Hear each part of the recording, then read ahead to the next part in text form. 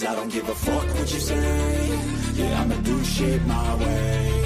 So you can go kick rocks, I'ma stack bricks up, build what I want to make. Yo, I got a lot of shit to say, so I'ma do this every day. I'll be writing things until I'm fucking buried in my grave. 6 feet deep under, but my body won't decay. Cause my messages are timeless, so they'll put them on display. Oh yeah, I rap with a certainty, I have a sense of urgency. A message for eternity, for everyone internally. I had some people burning me, but now they fucking learn to see I ain't the one to fuck with. Now they looking nervously, and I don't really care what you think of me respectfully. You can kick rocks if you think you're fucking better, see. I will outwork you, turn you to an enemy. Hurt you so bad that you're gonna need some therapy. I got the motherfucking recipe. I've been cooking up hits, I'ma leave a legacy. You'll be looking small when you're standing right next to me. I'm 5'10", bitch, but I'm 10 feet. Cause I don't give a fuck what you say. Yeah, I'ma do shit my way. So you can go kick rocks, I'ma stack bricks up, build what I want to make. Cause I don't give a fuck what you say. Yeah, I'ma do shit my way. So you can go kick rocks, I'ma stack bricks up, build what I want to make. Yeah, I'ma do it my way.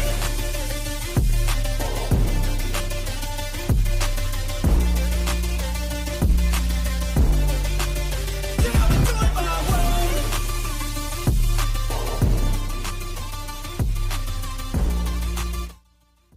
Hey guys. So, who is ready to talk about the Sebastian Rogers case? I mean, shit's been popping off with that lately. I followed that case early on in the very beginning, and I remember a lot of people saying, even from the jump, that this was just like the Summer Wells case. And because I hadn't followed the Summer Wells case or any missing child case in the YouTube crime world, I really didn't know what they meant. Now I know exactly what they meant. Just a lot of fuckery abounds, right? A lot of fuckery abounds. I remember the United Cajun Navy came to help search for Sebastian, and for some reason, they got chased out of town and were given death threats. I get it. There's a lot of controversy, and people don't want to believe that's what happened. If I'm honest, I don't know what happened with them, but it was really bizarre. So I just kind of stopped making videos when people started forming what I'll call gangs, YouTube gangs on the YouTube streets. And really anybody that didn't go along with the narrative they were pushing or felt was true ended up, you know, just being told they were stupid, or I don't know. I don't really even care, to be honest. It seemed like the leads were dying out, and to even talk about it was an issue. So I really don't like to get into much drama, to be honest.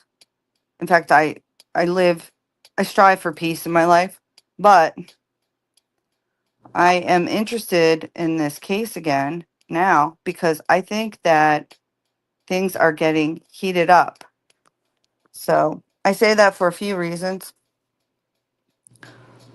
The first thing that I sort of noticed was Mob Crew. Mob Crew, who I follow and sometimes agree with, sometimes disagree with, but always respect the work he does, put out a video a couple months ago about the lights. Remember that video that first came out? I think Nick Bear showed it, and people were all like, "What is that?" And then somebody said, "It's just a trash truck. Everybody, calm the fuck down, right?" Well, Mob Crew got a hold of the video and did what Mob Crew does best and broke down the visuals in it with landmarks and with the help of, I guess, a local and some other people in that neighborhood. And he's able to show you that the lights that we saw are two people walking across a lawn, meeting a car, and one person walking back to the house. When I saw that, I was like, damn, he just solved this case, right? But nothing really happened after that. Well, recently, and by recently I mean the past week, somebody by the name of SF Investigates decided to put their theory of what the lights were out there. And Mob Crew, in a very respectful way, corrected what they did. He wasn't a jerk about it.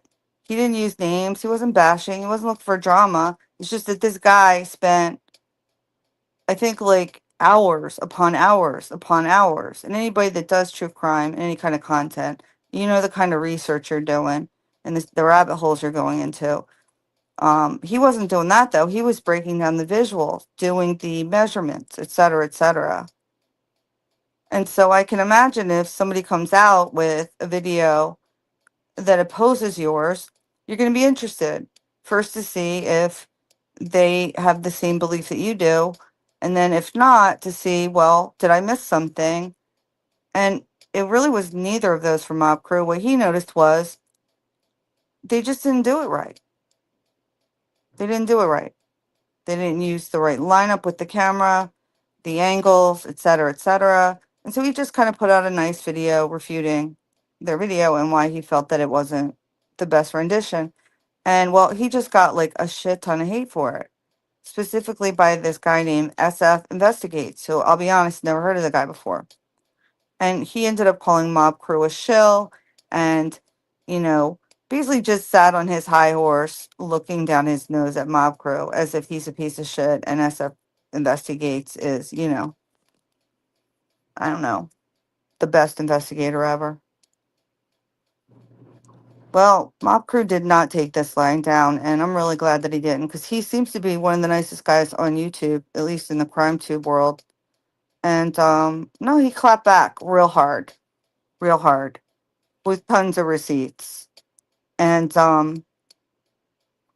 you know, I think that he proved his point, but people can be the judge of that themselves. So that was happening. And then a creator who basically has sort of been in the camp of the Proudfoots felt the need to speak out and say some things that had been on his mind for a while. And again, I didn't follow this person, but he did pop into my feed because the algorithm knows I'm interested in Sebastian Rogers. And he said some really interesting things about this case and the Proudfoot's take on it, specifically Christopher Proudfoot. He said that Christopher Proudfoot was, you know, behind the scenes, pushing a specific narrative, bashing Seth, if I remember correctly. I don't want to misquote the guy because the guy has a lot of integrity, and I am not saying any of this to cause more drama. I'm simply saying it because, wow, it's awesome.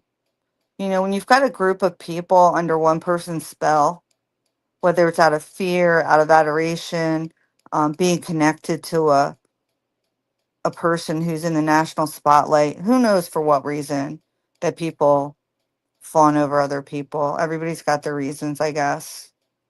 But when you do have that situation and one person steps out and says, "Wait a second, guys, yeah, this doesn't look right." It's a big deal. It takes a lot of courage to do that, and the person will get a lot of hate. And to be clear, this guy that spoke out said specifically that he does not believe that the Proudfoots have anything to do with Sebastian's disappearance, nor does he believe that Seth has anything to do with Sebastian's disappearance. And I think the reason why he spoke up, not to put words in his mouth, from what I gathered listening to him, was he felt that there was a narrative being pushed, that Seth was repeatedly being bashed, and he didn't understand the need for it. The other thing that he mentioned was geofencing, which I didn't know about, but apparently they geofenced that area for around the time that Sebastian disappeared.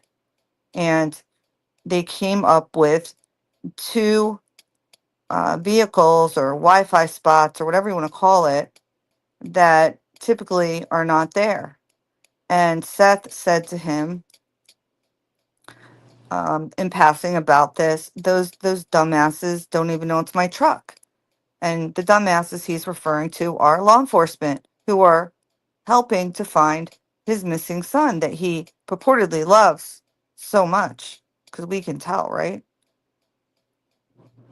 And so, well, Christopher Proudfoot, who's been really just taking a vacation from speaking on YouTube, although I'm sure listening to every single creator that's put something out there.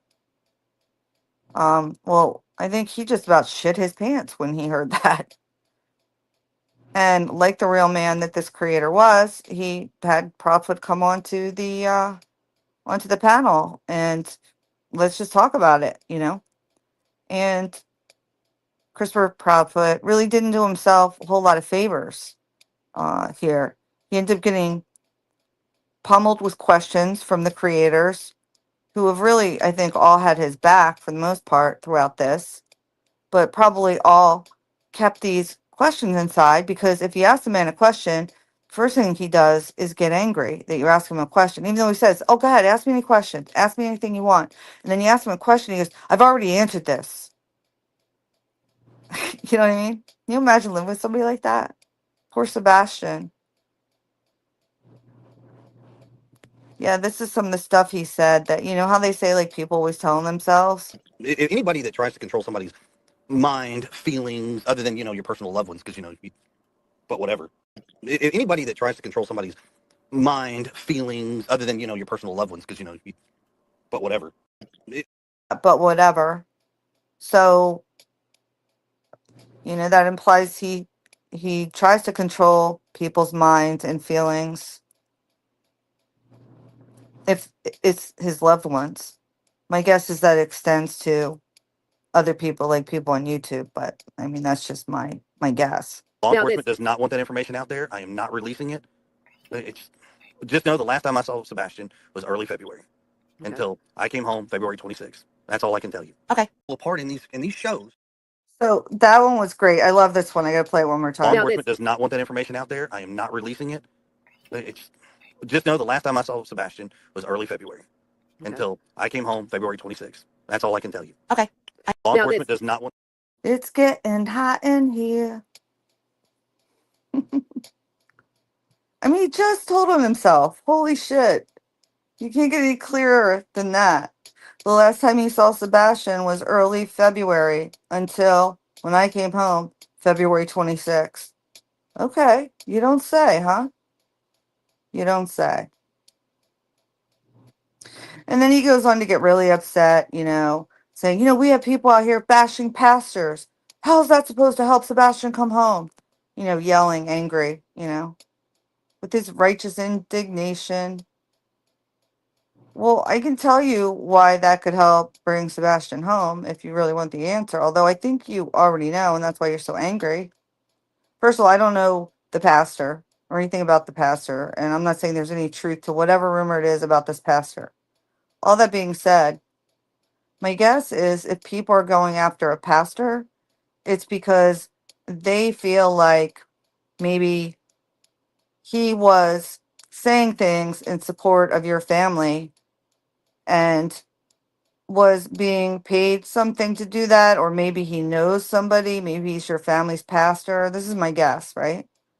And so that pisses people off because then it's like, well, we're sitting here listening to this guy thinking he's objective. And then we find out that, you know, he got a gift from you or he's your pastor or something, right? And people already are starting to get the feeling that you might be pulling some strings in the background here. You know, it's all starting to kind of like accumulate. The shit does start to accumulate. And as dumb as you may think people are, and as smart as you may think you are, most people figure shit out eventually. Some it takes a lot longer given than others, but yeah, most people figure it out. And I think people are starting to figure your ass out. And then what happened? Holy shit. Jennifer Coffendorfer comes on tonight and makes a video. And I respect Jennifer Coffendorfer, just like I respect Mob Crew, but I don't always agree with her. In fact, most of the time I don't agree with her. But I like to listen to her insights. She was a former enforcement officer, FBI, I believe. And I've heard people bashing her and making fun of her and all these other things. And I mean, I don't understand why people have to go there, you know? Regardless, she was really upset and not herself. And she went on to discuss this case and she went through all of the red flags that she's noticed from the beginning. And these are all the things that I'm sure the silent majority of us have also noticed, but nobody really talks about because there has been a presence here on YouTube in which, you know, if you're not in the Proudfoot camp and comfortable bashing Seth, then, you know, you're not on the right side of things. I also have been focused on a lot of other cases, but I have seen this shit show in the background. And, you know, it's just fucked up. Anyway, one of the things Jennifer Coffendoffer said that made a light bulb go off in my head was this. She said, if you look at the TBI wanted poster, you know, or their statement, it says Sebastian Rogers was last seen in the vicinity of his home address, whatever it is, on February 26th. That is really interesting. Here's why it's interesting. From what we know, they went to the Texas Roadhouse. They came home and he went to bed. Katie sent him to bed. She heard a thud, remember, or a thump, and told him to shut up and go to bed. And then the next morning, he was apparently gone. And then he was reported missing. So I would suspect that the report would say he was last seen in his home, in his bedroom, by his mother at 11 o'clock at night or whatever time it was, right? That's what I would expect it to say. I think that's what we all expected it to say. And that's why when we see what it actually says, last seen in the vicinity of his home address on February 26th, which is the following fucking day, our brains are like, what? I don't understand. But I just brushed that off. I blew it off all this time. And Jennifer Coffendorfer said that that's a red flag. And I'm like, she's right. That is a red flag. So why is it that that's the way they worded it? And then all of a sudden it dawned on me because of the tape. The tape that everybody wants to discredit and discard and say, no, that's just a garbage truck. No, you're just seeing things. No, we just recreated it and that's not even their yard. I call total bullshit. It's bullshit. That's exactly why that is worded that way. Because he was last seen in the vicinity of his home in the early morning hours at 3 a.m., walking through the backyard, through the common area, getting into someone's car and pulling off. Holy shit. Apart in these shows for no reason. Now they're going after a pastor. That is crazy. Excuse me, like help me understand how going after a pastor is going to help find Sebastian. How is bashing Seth, Katie, myself, my parents, and God forbid it. Now he's upset. Now he's going to mention bashing Seth. Like he hasn't been behind any of the bashing of Seth. And don't get me wrong, look, Seth has his past, his personality, etc., etc. You don't have to like it, but the man is genuinely concerned for his son, and his alibi has been verified. And he's taken a polygraph and passed it, which we all know Christopher Proudfoot, at least as far as when he was on Nancy Grace, hadn't taken one, even though he lied before that and sort of said he did or implied that he did. Nancy Grace put him on the spot and he had to admit he hadn't. She offered to have someone do it for him and he said okay, but then he later said that law enforcement wouldn't allow him. What he really should have said was his lawyer recommended that he not do it. So, you know, if you want to talk about a suspect. But anyway, the other thing Jennifer Coffendoffer mentioned, and which I had heard, a neighbor nearby talked about how Sebastian was treated. How Christopher Proudfoot said, come get your retard. to Katie, referring to her son. Referring to her son. Can you imagine somebody said that about your child? Come get your retard? Really? That he had hosed Sebastian off outside with a hose. Oh, and that he doesn't like it because Sebastian gets up in the middle of the night and eats. He gets in trouble for that. He's 15 years old, yo. Like, anybody have a 15-year-old child ever or remember being 15 when you could literally eat all day long and still be hungry? But it was worse. This kid was hiding food in his room. That means that food was being withheld from him. It's like foster kids who don't get fed enough. They put locks on it and stuff. And then they become hoarders when they get older. If you have to hide food in your room, you're not getting enough food. That's sad. When you talk about he has to wear diapers, but only there and not at Seth's house. Well, it's because he doesn't want to get up in the middle of the night. Why doesn't he want to get up in the middle of the night? Well, he might get yelled at. He's too afraid to get up in the middle of the night and take a piss. So he has to wear a fucking diaper. This is what that implies to me. I could be wrong. And then we know that Christopher Proudfoot is an abuser because his ex-wife came on. And she was very credible, even though people shit all over her, some people more than others, which was unbelievable to me. Making her out to be like some kind of fame seeker, gold digger, clout chaser. No. I haven't heard from her since. She came out and said how he treated her. And by the way, he doesn't have custody of the daughter he had with her.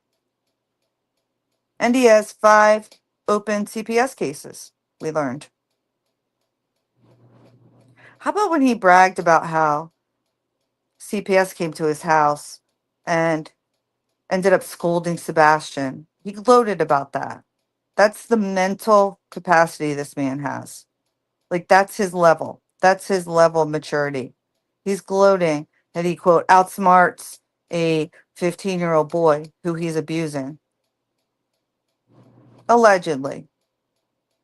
Right? Sebastian went to school and talked about what was happening to him at home, that he'd been beat with a belt. The school teacher called CPS.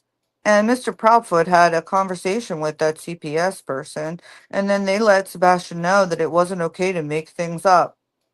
First of all, I don't believe that's true, but if it is true, CPS person needs to be fired. That's not how that works. They don't settle CPS that quickly. They don't let you know. They don't make that determination or decision right then and there. They do a little bit more of an investigation. They don't just take the parents' word for it. But he had no problem saying that. And he thought it was funny. There's nothing funny about that. If let's just assume this, and I don't think it's true, but let's assume Sebastian did make it up. Does that mean that he's not afraid of Christopher Proudfoot? What would be the reason for him to make it up if he did? Yeah. There's a lot of red flags. I agree, Jennifer Coffendoffer. I agree. And there's more, there's more. But, I mean, he says it himself right here, which is just unbelievable. Anybody that tries to control somebody's mind, feelings, other than, your personal loved ones, because, but whatever. Anybody that tries to control law enforcement does not want that information out there. I am not releasing it. It's, just know the last time I saw Sebastian was early February until I came home February 26th. That's all I can tell you. Wow. It is true. They always tell themselves. I mean, they really, truly do. This one was a little more blatant, though, I think. I think he's feeling like the heat. He's sensing there's some smoke coming. Because he said a lot of things like that. You go and listen. I mean, he was tripping up left and right. Ask me any question. Ask me any question. They asked you some damn good questions. Let me tell you something. Some really good questions. Yeah. So, I don't know. I feel like the heat's getting turned up. And then the geofencing, geofencing came out. That's when they apply for a warrant to a specific area and time to see who's got internet or Wi-Fi or cell phone in that area. And then the other thing Jennifer Coffin never mentioned, which is helpful to know, I didn't know this, but it makes sense. She said it's unusual that they're offering a reward in this case of $50,000. And the reward is given for anyone who helps prosecute the person who has caused Sebastian to disappear. Well, that's interesting. I wonder if any of the YouTubers out here that are defending Christopher Proudfoot and Katie Proudfoot know that if they were to help supply some sort of information regarding Sebastian Rogers' disappearance, that they could get a reward of $50,000 if that resulted in the prosecution of whoever this person, these people are. That's pretty interesting. It's good to know, isn't it? I don't know. Somebody might flip. You never know. I mean, this guy seems to like to talk a lot about himself. And he likes to talk a lot on the internet when he feels like people are talking about him or Katie. So, I don't know. I guess we'll just have to sit back with the popcorn and watch this as the shit hits the fan. Because I think it's about to real soon. We can hope and pray. And I will just state for the record that I am not claiming that Christopher Proudfoot or Katie Proudfoot had anything to do with the disappearance of Sebastian Rogers.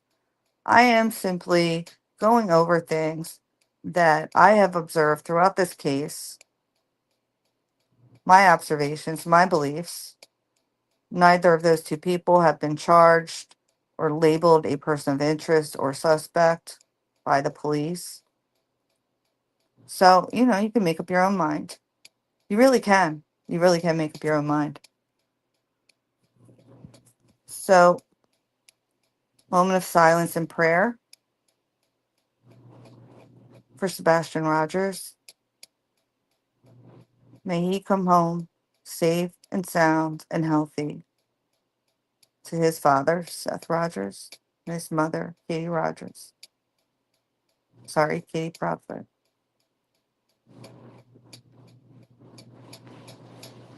All right, guys. Peace.